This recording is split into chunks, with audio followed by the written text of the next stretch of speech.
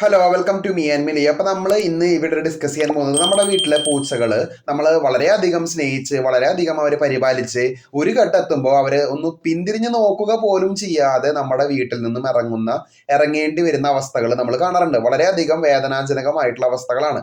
അപ്പൊ ഇതിന് പ്രധാനപ്പെട്ട പഠനങ്ങൾ പറയുന്നത്, ഒന്നാമത്തെ കാരണം എന്ന് പറയുന്നത് പൂച്ചകൾക്ക് ടെറിട്ടോറിയൽ ഇൻസ്റ്റിങ്ക്റ്റ് എന്ന് വെച്ചാല് പൂച്ചകൾക്ക് മനുഷ്യരെ പോലെ അറ്റാച്ച്മെന്റ് ഉണ്ടെങ്കിലും അവരുടെ പ്രധാനപ്പെട്ട സുരക്ഷാബോധം സ്ഥലത്തോടാണ്. എന്ന് വെച്ചാൽ പുതിയ സ്ഥലത്ത് കൂടുതൽ സുരക്ഷയും ശാന്തതയും അവർക്ക് തോന്നിക്കഴിഞ്ഞാൽ അവർ അങ്ങോട്ട് മൈഗ്രേറ്റ് ചെയ്യും. അതാണ് പ്രധാനപ്പെട്ട കാരണം എന്ന് പറയുന്നത്.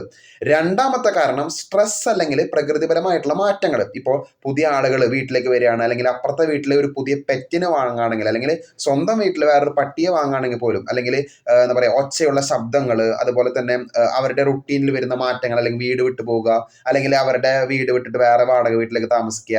നമ്മുടെ വ്യക്തിപരമായിട്ടുള്ള കാര്യങ്ങളുണ്ട്, അല്ലെങ്കിൽ പരിസ്ഥിതിപരമായിട്ടുള്ള മാറ്റങ്ങളുണ്ട്.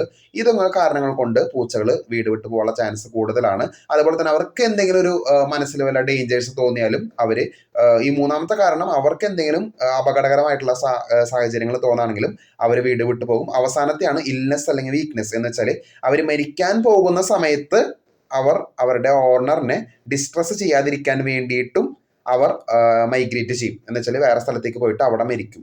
ആ ഒരു കാരണങ്ങൾ കൂടി ഈ ഒരു എന്താ പറയുക, പൂച്ച നമ്മുടെ വീട് വിട്ട് മാറുന്നതിന്റെ ഒരു കാരണങ്ങളിൽ ഒന്നാണ്. അപ്പോൾ ഇതാണ് നമ്മുടെ പൂച്ചകൾ നമ്മുടെ വീട് വിട്ടു പോകുന്നതിന്റെ കാരണങ്ങൾ എന്ന് പറയുന്നത്. കൂടുതൽ വീഡിയോ അപ്ഡേറ്റ്സിനായി കാത്തിരിക്കാം. ചാനൽ ഇഷ്ടപ്പെട്ടെങ്കിൽ ഷെയർ ചെയ്യുക, സബ്സ്ക്രൈബ് ചെയ്യുക. താങ്ക്